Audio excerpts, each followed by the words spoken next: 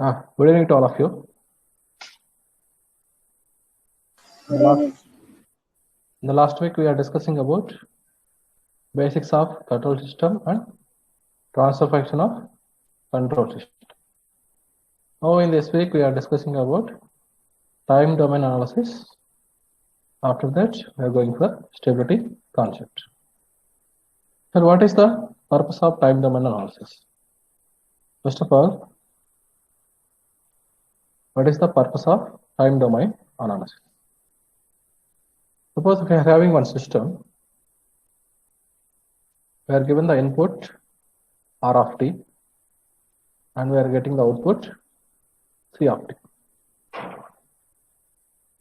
Now, in order to evaluate the performance of the system,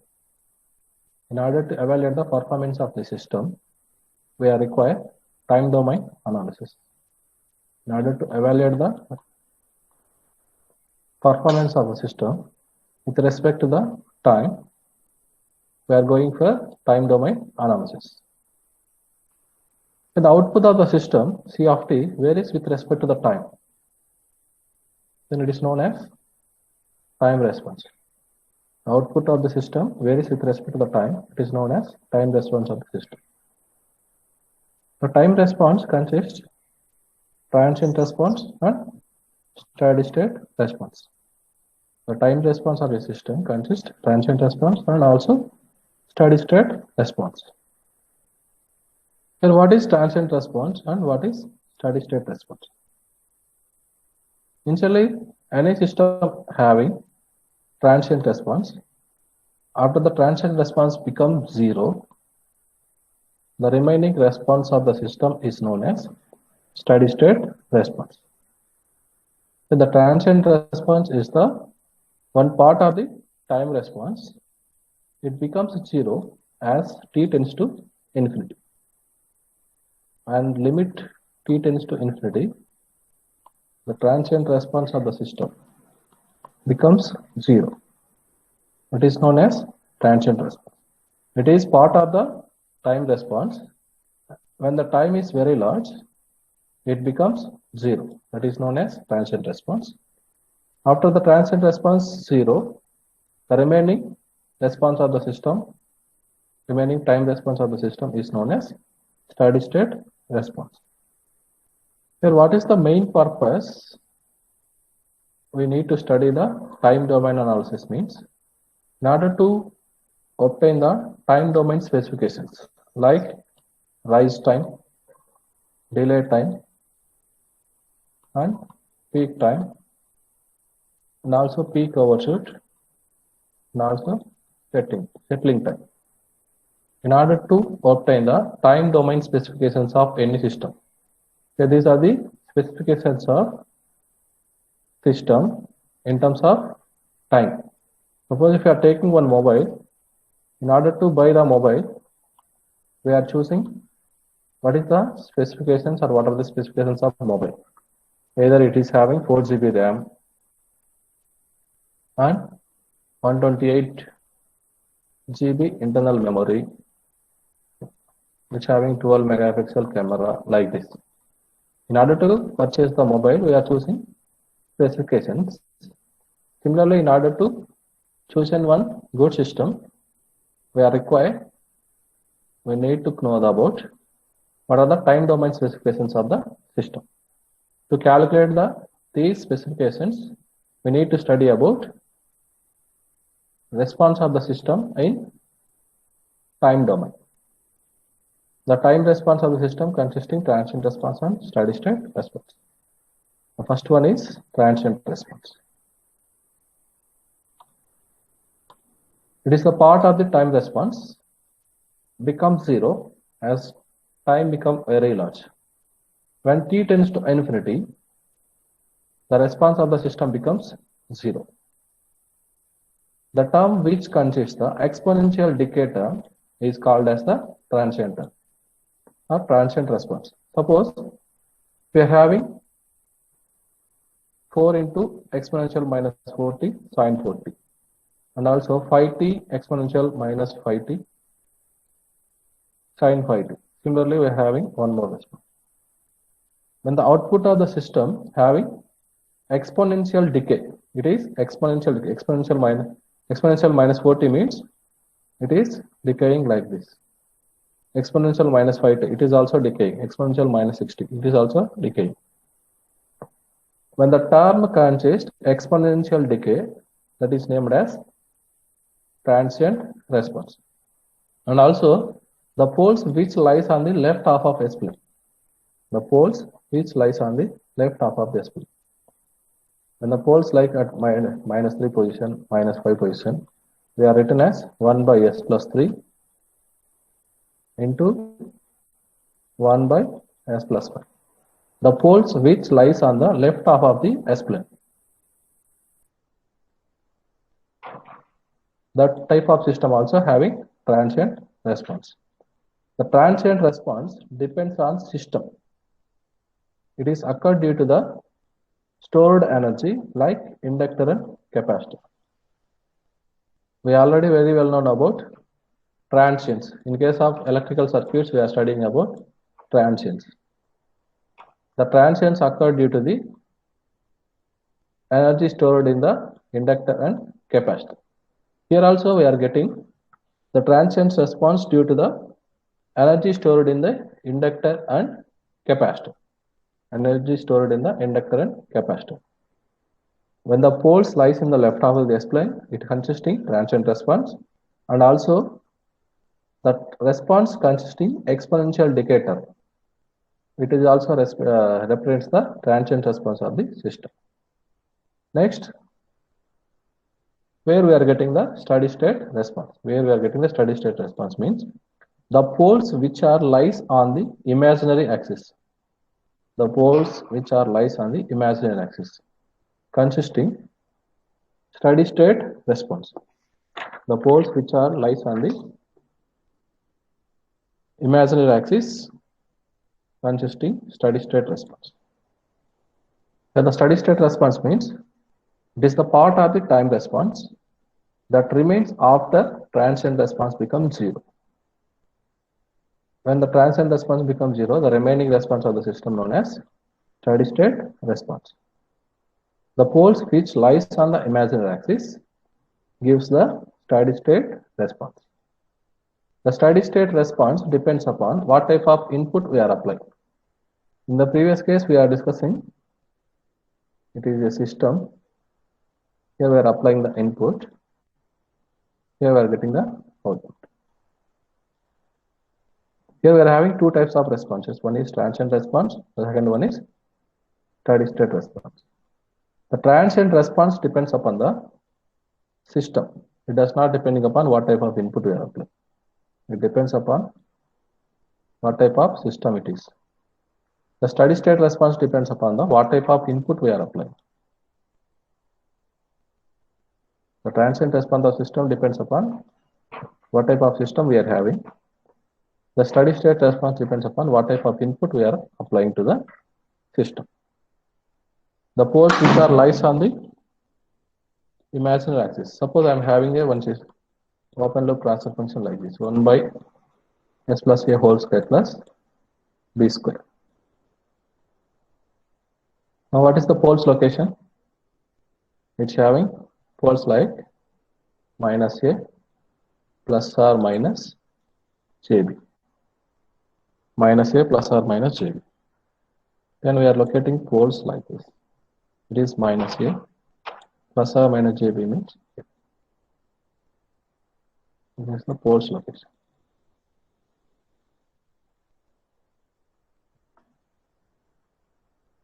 It is not having steady state response. When you are taking the inverse Laplace transform, we are getting 1 by B e power minus AT into sine Pt. Whenever we are having the exponential decay term, we are getting the transient response. Suppose we are having a system like this, 1 by S square plus A square. During this case, we are getting the roots are plus or minus J. Now the poles are located on the imaginary axis. Then we are getting the steady state response. When the poles lying on the imaginary axis, it is consisting steady state response. This is all about basic definition of transient response and steady state response. The transient response depends upon the what type of system we are having. The steady state response depending upon what type of input we are applying.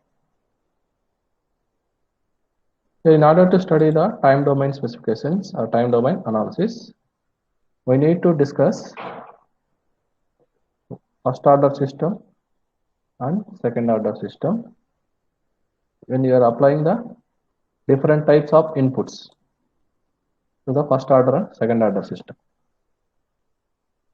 When you are applying the impulse input to the first order system and step input, ramp input and parabolic input and sinusoidal input.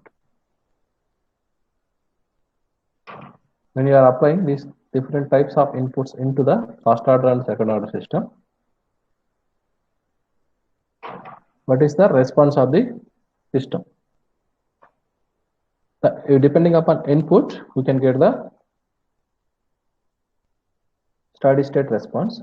Here we are having first order system and second order system. Then, depending upon the system, we are getting transient response. Based upon the inputs, we are getting the steady state response. Based upon the inputs, we can get the transient response. Similarly, we can get both transient response and steady state response for first order and second order system by applying various types of inputs. The first one is first order system. So what is the basic transfer function of first order system? Now, what is the order definition? What is pole type or order? Anyone can define order definition? Suppose I am having a one transfer function like this, 1 by s into s square plus 3s plus 2. For given transfer function, what is the type and what is the order? What is its type and its order?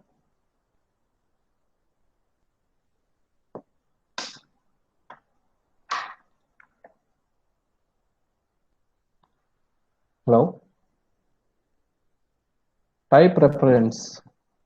Type reference or type defined as number of poles at origin. Number of poles at origin. Now, how many number of poles at origin for this given transfer function? For the given transfer function, how many number of poles at origin?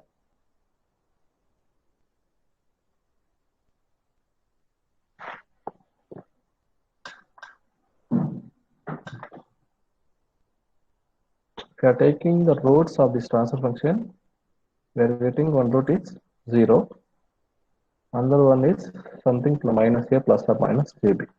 Like this, we are getting the roots.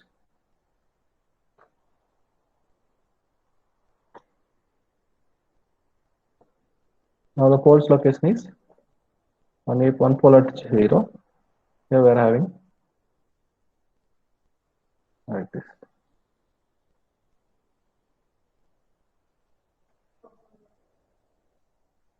Now tell me the number of poles at origin.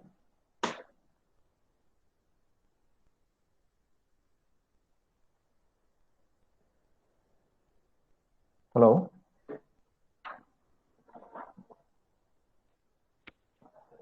Number of poles at origin is equal to 1. Now what is the order of the system? What is the order of the system?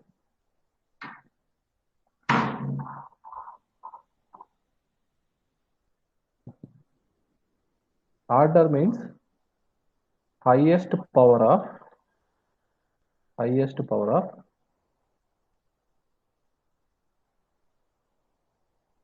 s in the denominator.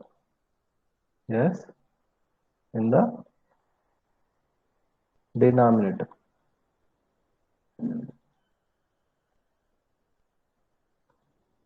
When you are simplifying this one, we are getting s cube plus 3s square plus 2s. What is the highest order, highest power? It is 3. Now the order of the system is 3.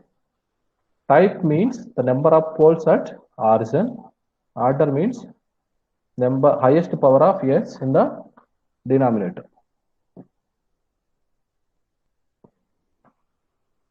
When you are taking the first order system means the highest power of s in the denominator is 1. The first order control system is 1 for which the highest power of s in the denominator of the transfer function is equal to 1. That is 1 by 1 plus s2. The first order, the standard form of first order system is 1 by 1 plus s2.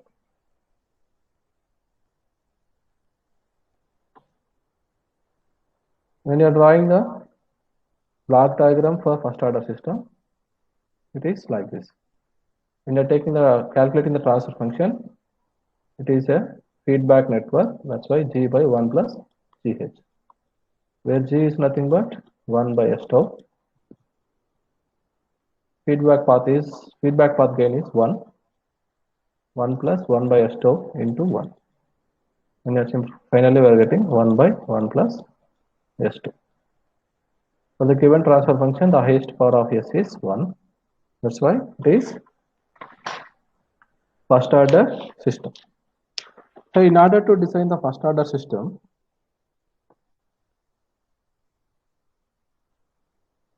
we are using either RL circuit or RC circuit. We are getting, with the help of RL and RC circuit, we are getting the first order system. Suppose we are having a system like this. It's having resistance R. At the output, we are having the capacitor C. Here we are given the input Vi, and here we are taking the output V0. Its transfer function, its Laplace transform is 1 by Cs. Now calculate the V0 of S. Calculate the voltage across the capacitor. Now by applying the potential divider rule, input voltage Vi of S. Here we need to calculate the voltage across the capacitor. 1 by Cs divided by R plus 1 by Cs. It is equal to 1 by 1 plus S into RC. V0 divided by Vi. When we are considering time constant tau equal to RC, 1 by 1 plus S tau.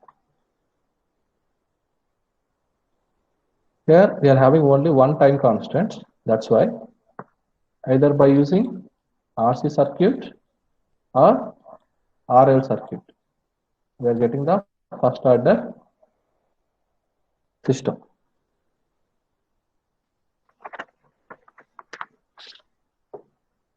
With the help of RL and RC circuit, we are getting the first order system.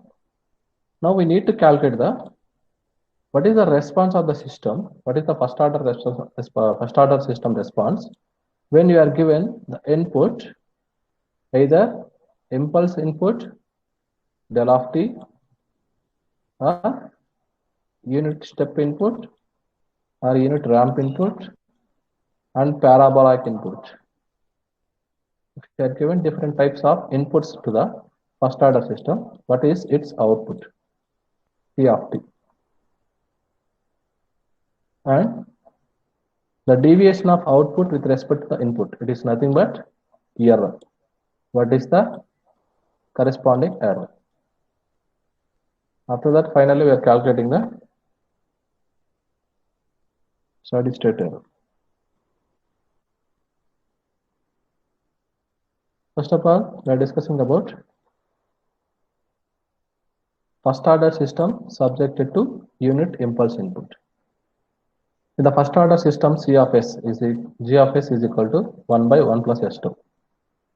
Here I given the input R of S, which is input system 1 by 1 plus S2. Here again the input R of T is del of T. Its transfer function is, its Laplace transform is, Laplace transform of del of T is 1. You need to calculate the C of T. C of T equal to inverse Laplace transform is 1 by 1 plus S2. We are getting C of S is equal to 1 by 1 plus S2. Because del of T, R of T is 1. In order to calculate the C of T, we are taking the inverse Laplace transform. When you are calculating the inverse Laplace transform, this one, that is C of T equal to 1 by T into e power minus T by 2. Here I am taking the T common into 1 by 1 plus 1 by tau in plus S. For this one inverse Laplace transform, we are getting e power minus T by T. When you are given impulse input to the first order system, we are getting the output C of T equal to 1 by T into e power minus T by T. Now what is the error given by the unit impulse input? Here error is nothing but we are given input R of T, we are getting the output C of T. What is the deviation between this input and output is calculated, named as error. The error R of T is del of T minus C of T is 1 by T e power minus T by 2.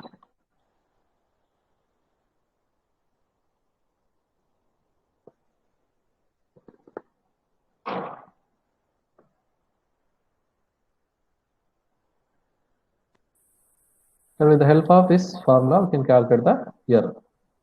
But generally, we are calculating the steady state error.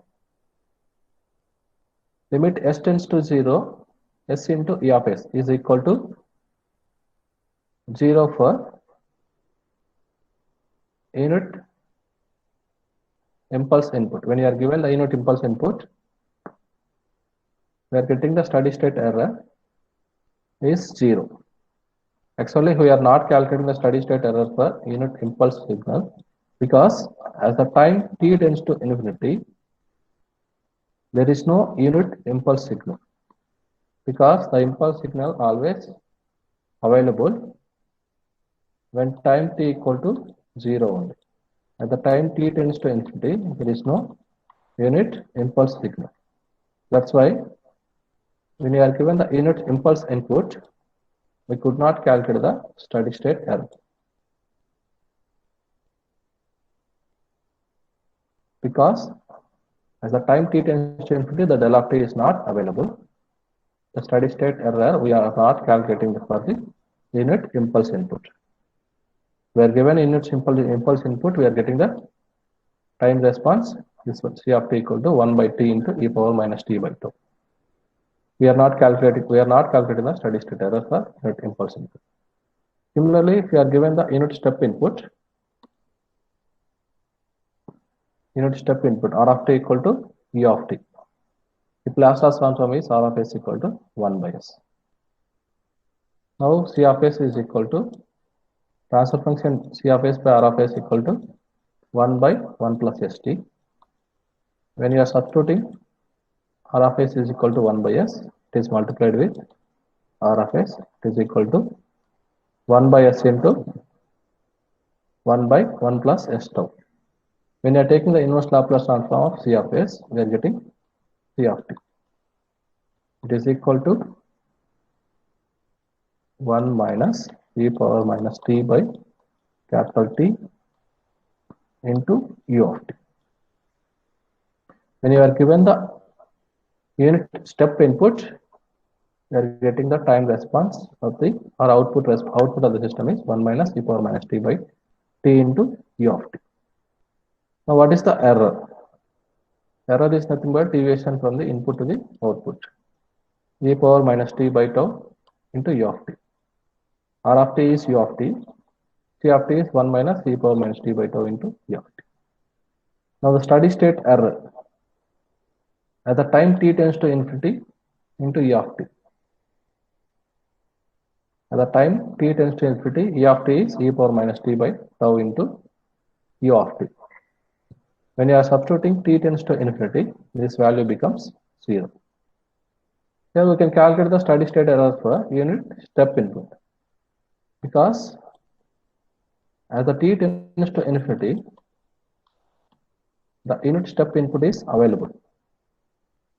But in the previous case, the unit impulse signal is available only for at a time t equal to 0. That's why we are not calculating the steady state error for unit impulse signal, but we can calculate the steady state error for unit step input and remaining ramp and parabolic units also. Similarly, you can calculate the first order system subjected to unit ramp input. Ramp input is t into u of t, because input increases like this, t into u of t. When you are taking the inverse Laplace transform, it is r of s equal to 1 by s square. The transfer function is c of s divided by r of s is equal to 1 by 1 plus s2. When you are multiplying into r of s, it is 1 by s square. When you are taking the inverse Laplace transform of c of s, we are getting c of t. And we are simplifying this entire thing. We are getting the time response is t minus tau into t minus tau plus t into e power minus t by tau into u of t. Now error is u of t equal to r of t minus u of t. R of t is t into u of t. C of t is this one. When you are substituting both the equations, both the values, we are getting error is t minus capital T into e power minus t by t into u of t. Now the steady state error, as the time t tends to infinity, what happens? The error t minus t into e power minus t by tau into u of t. When you are substituting t tends to infinity, this value becomes 0, and we are getting the error is t.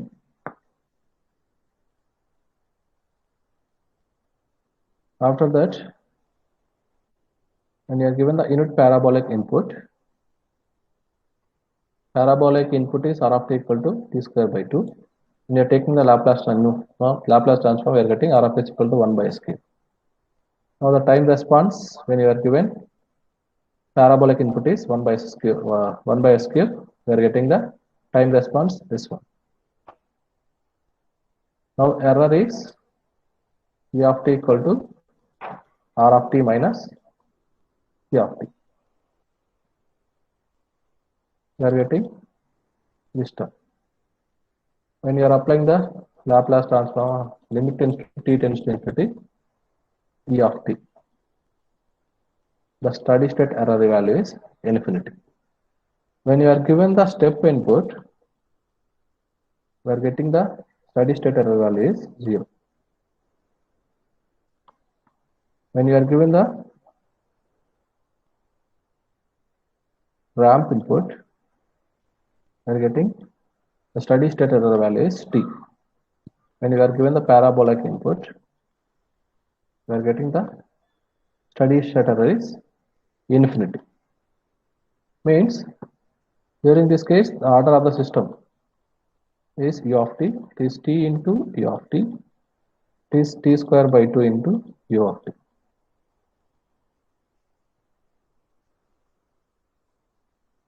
When you are changing the input from step to ramp and parabolic, the steady state error value is increases. The steady state error value is increases.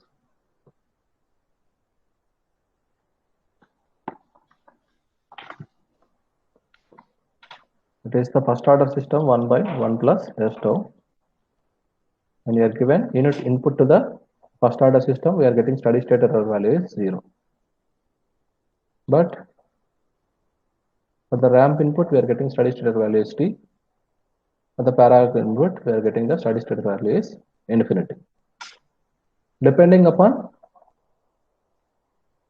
different types of input, we are getting the steady state error values like this: 0, t, and infinity. As the order of the input, it is u of t. During this case, its order is t power 0. Means it is 0, t power 1. It is 1, t square. It is 2. As the input order increases, the steady state error also increases. The input order increases, the steady state order also increases for first order system.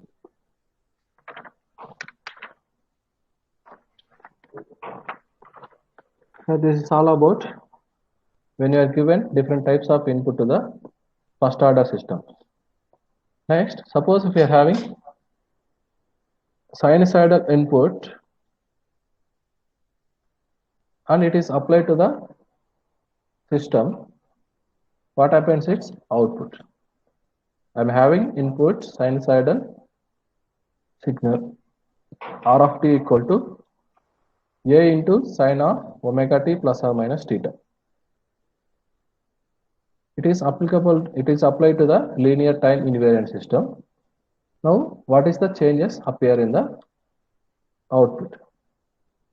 When you are given the input sinusoidal, we are getting the output also sinusoidal. But its magnitude and its load angle. Only changes. If you are given the input is sine wave, we are getting the output also sine wave. Here we are having the magnitude A1, but the output having magnitude is A2. It's having the phase angle θ1. It's having the phase angle θ2. The changes in occur in case of its magnitude and phase angle. A1 is not equal to A2 and θ1 is not equal to θ2. Even if you are given the cosine signal, here also we are getting the output is cosine signal, but its input magnitude and output magnitude is not equal, and also phase angle is also not equal. This concept is important for your competitive exams. Let us see one problem.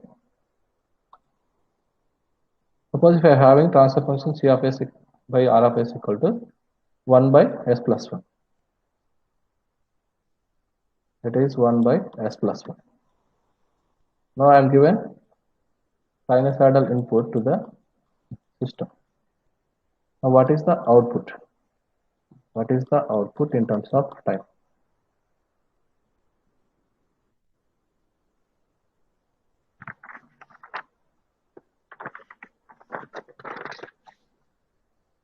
What is the output of the system?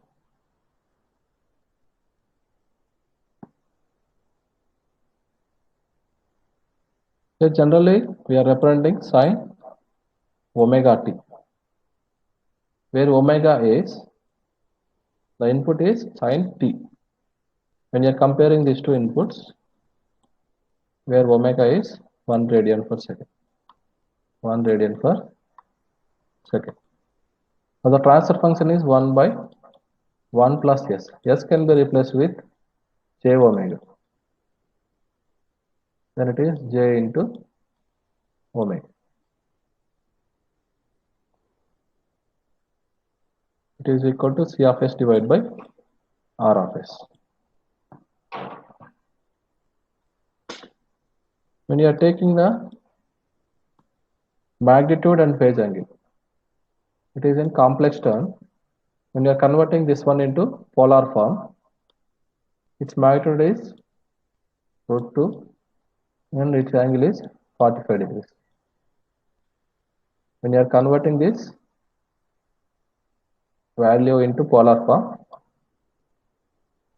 it is 1 by root 2 at angle of 45 degrees, where r of t is sin t, k of t divided by sin t. From this one, c of t equal to 1 by root 2 sin, and this angle comes to upward direction means 45 degrees, minus 45 degrees. This t minus 45 degrees.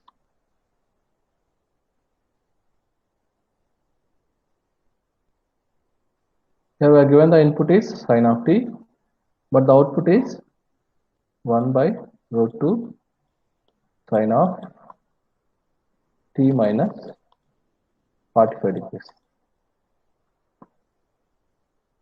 They both are having sinusoidal signal only. But sir previous slide చూపిస్తారా sir? hello, previous slide చూపిస్తారా? okay. అంటే అది formula ఉంది కదా sir, అక్కడ. Can see this one. No? We are given standard input is sin omega t. Okay. Okay sir, అక్కడే sir కొంచెం formula note down చేసుకున్నాను. Okay. Here just magnitude is multiplied with some variable m, and angle is theta plus or minus phi. Either it is positive angle or negative angle. If you are given sinusoidal input, the output also we are getting sinusoidal input only. But its magnitude changes. In the previous case, the magnitude A1 is 1, input side, output side A2 value is, when you are simplifying this one, we are getting A2 value is 0.707. Where theta 1 is 0, but theta 2 is minus 45 degrees.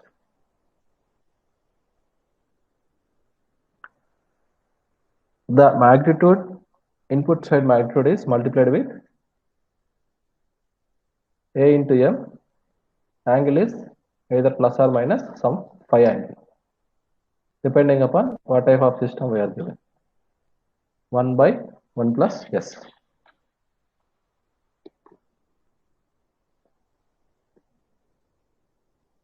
The next one is second order system.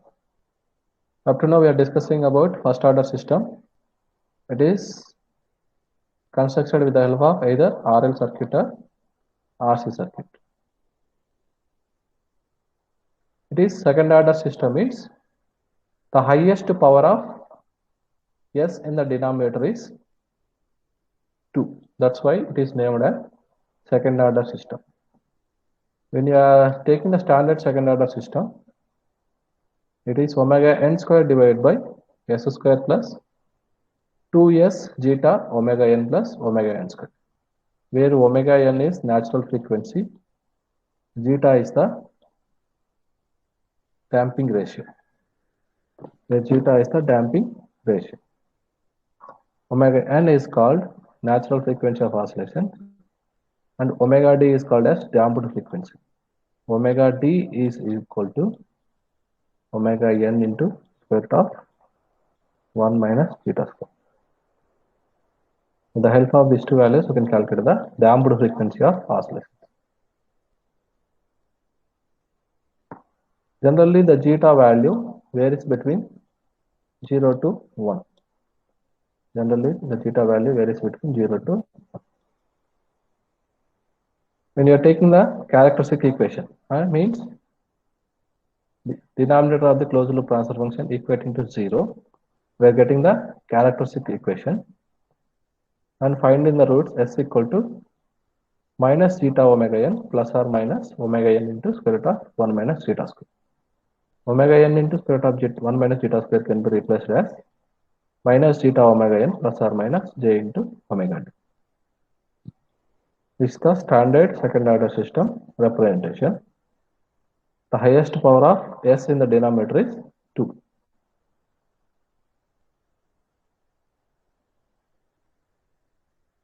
In order to construct the first order system, we are using either RL circuit or RC circuit, we are using one storage element. We are using one storage element, either one inductor or one capacitor. But in order to get the second order system, we are using two storage elements, inductor and capacitor. Two storage elements, then only we are getting the second order system. We are considering RLC circuit and calculating the transfer function V naught of S divided by Vi of S. If Laplace transform is SL, its Laplace transform is 1 by SC. The voltage across the capacitor 1 by SC. So if we are simplifying this one by SC, R plus SL plus 1 by SC. Finally, we are getting 1 by LC. After simplification, we are getting 1 by LC divided by S square plus S into R by L plus 1 by LC. When you are comparing this one with standard system, omega n square divided by S square plus 2S zeta omega n plus omega n square. Omega n square is equal to 1 by LC. So this one omega n equal to 1 by root LC. And also 2 zeta omega n is equal to R by L. And this one zeta equal to R by 2 into square root of C by L. And quality factor Q equal to 1 by 2 delta. And quality factor Q equal to 1 by 2 delta. The zeta into omega n is called as damping factor. Zeta into omega n is called as damping factor. Where zeta is damping ratio, omega n natural frequency, omega d is damped frequency, and zeta into omega n is damping factor. With the help of this RLC circuit, we are getting the second order system.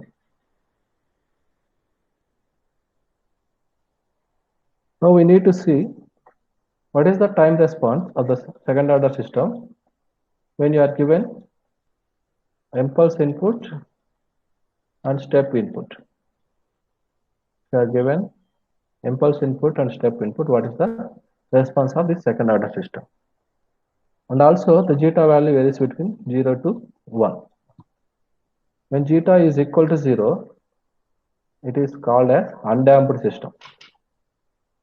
When zeta is less than 1, is called underdamped system. Underdamped. Zeta is equal to 1, critically damped. When zeta is greater than 1, it is overdamped system.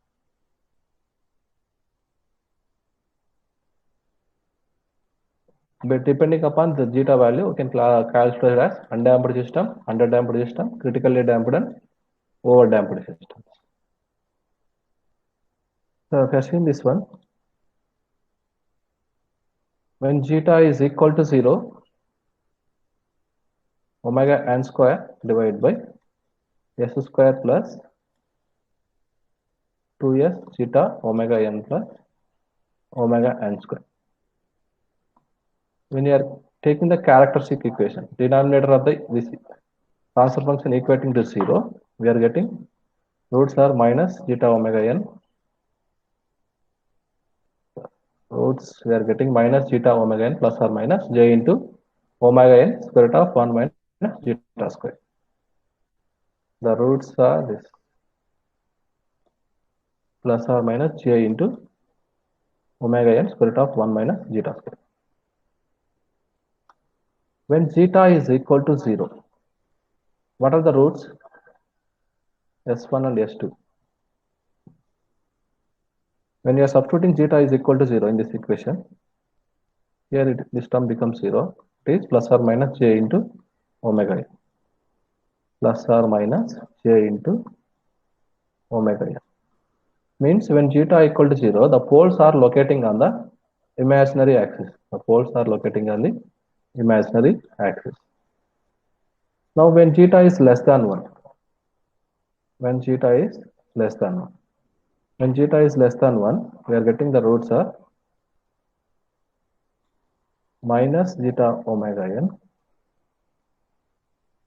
zeta is less than 1 plus or minus, it is 1 minus, suppose if zeta is 0.5, we are getting the positive value, that's why plus or minus j into omega n. During this case, we are getting the roots are placed like this, minus zeta omega n plus or minus j into omega n. Suppose when zeta is exactly equal to 1,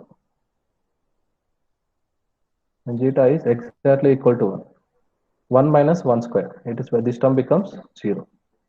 We are getting both the roots are minus zeta omega n minus zeta omega n. Means the two poles are locating at minus zeta omega n minus zeta omega n. It is zeta equal to 1. When zeta is greater than 1, when zeta is greater than 1, it is also complex term. 1 minus, suppose 1.1, zeta is 1.1. 1 minus 1.1 square means it is negative value. It is also, this term also complex. J into j means it is j square. We are getting the real term. We are getting the real term.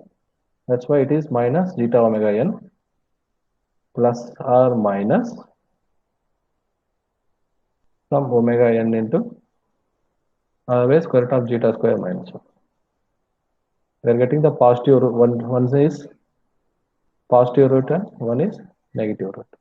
Otherwise, two different poles like.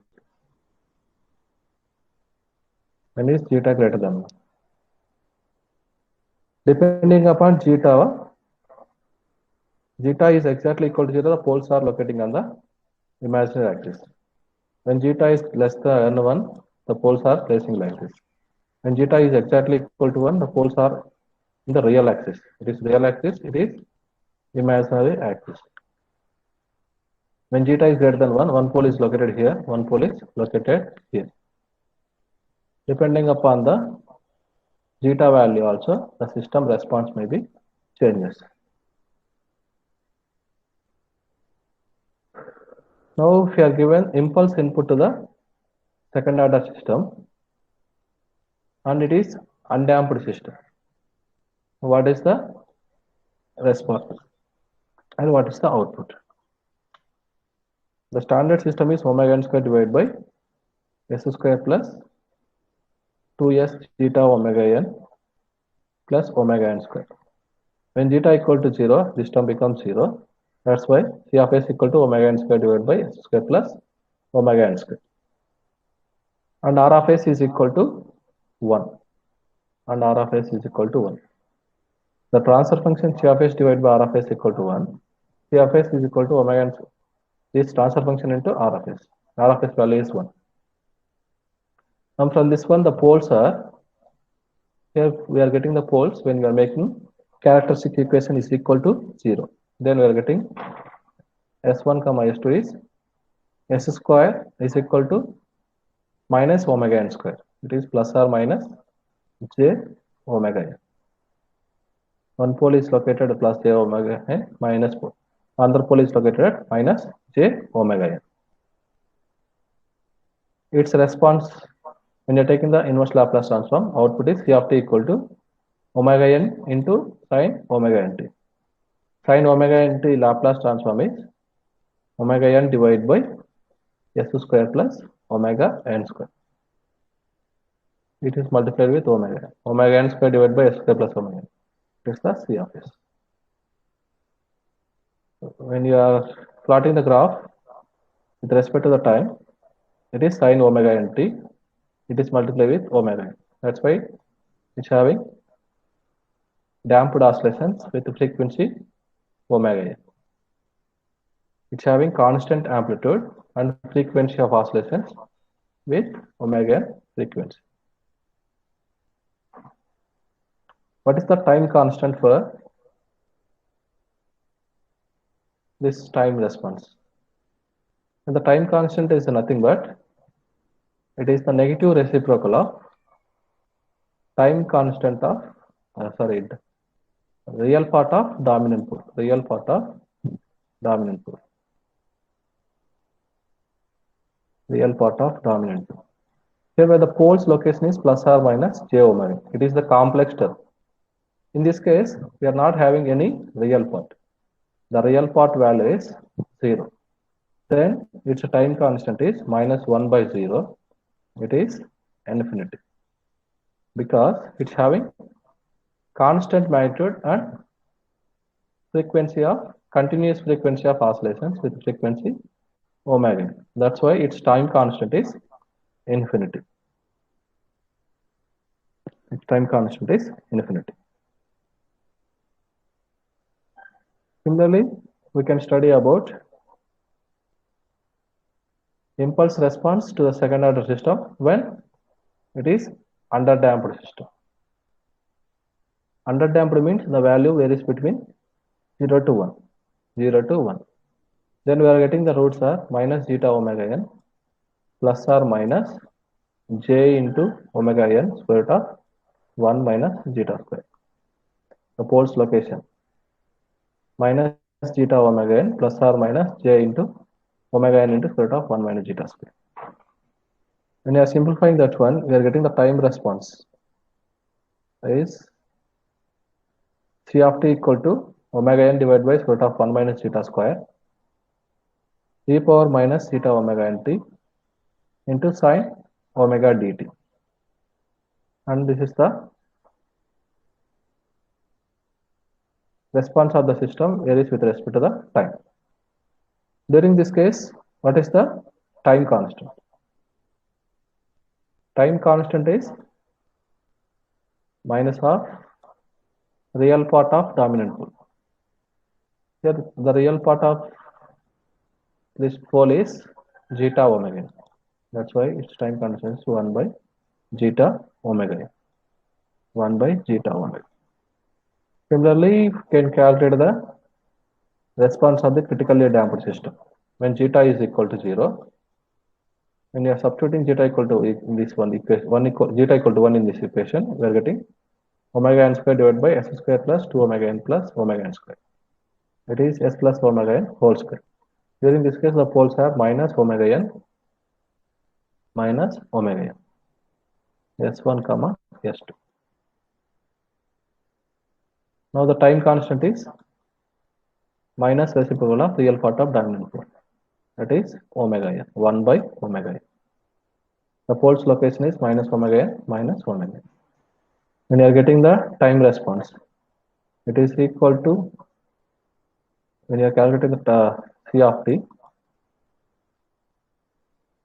omega n square t into e power minus omega n.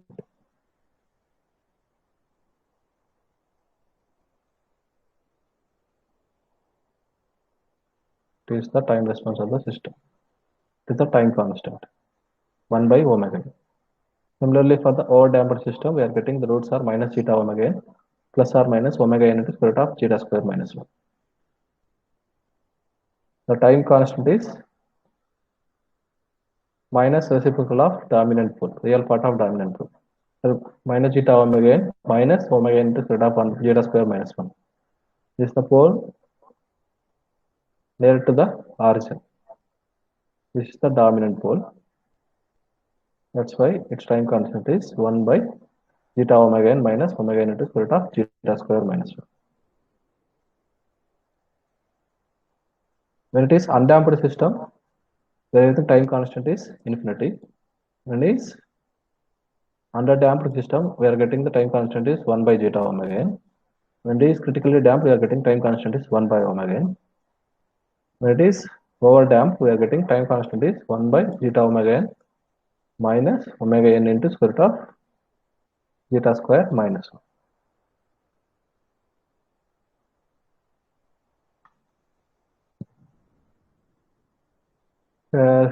For the various values of zeta equal to 0, we are having complex roots like this, and it's having the response omega n into sine omega nt, having constant magnitude and continuous frequency of oscillations.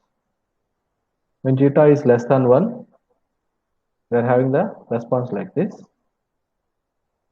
During this case, the time constant is 1 by zeta omega n. When zeta is exactly equal to 1, we are getting roots are minus omega n minus omega n. The time constant is 1 by omega n. When zeta is greater than 1, we are getting the roots are both are real and time constant is omega n into square root of zeta square max.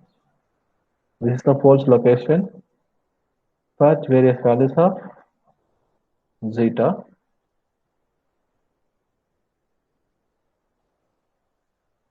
and output.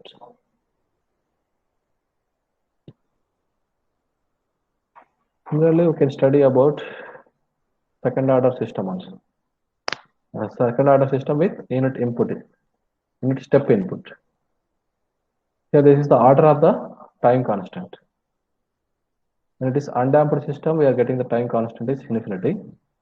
When it is overdamped, we are getting 1 by zeta omega n minus omega n into square root of zeta. Underdamped it is 1 by zeta omega n, critically damped 1 by omega. For the undamped system, we are having high amount of time constant. For the critically damped system, we are having less amount of time constant. These two are mostly not possible. For that purpose, in order to design the system, mostly we are consider underdamped system. In order to calculate the time domain specifications, TD, TP, delay time, peak time, rise time, settling time, and peak output. In order to construct the system and obtain the time domain specifications for underdamped system, because mostly we are maintaining the zeta value in between 0.4 to 0.7 for any type of system. That's why first of all we are designing the system with underdamped nature and calculating the time domain specifications. Because if you are taking the undamped system, its time constant is infinity. If you are taking the critically damped system, it's having very smallest amount of time constant. In both the cases, we could not accurately study the performance of the system. That purpose, we are using we are designing the system under damped condition and calculating all the time domain specifications. Now time response step response to the second order system. Up to now we are discussing about impulse response. Suppose we are given unit input step input to the second order system. What is the output? When it is zeta equal to 0, we are getting the output C of t equal to 1 minus cos omega nt. 1 minus cos omega nt. When you are given step input for the second order system when it is underdamped.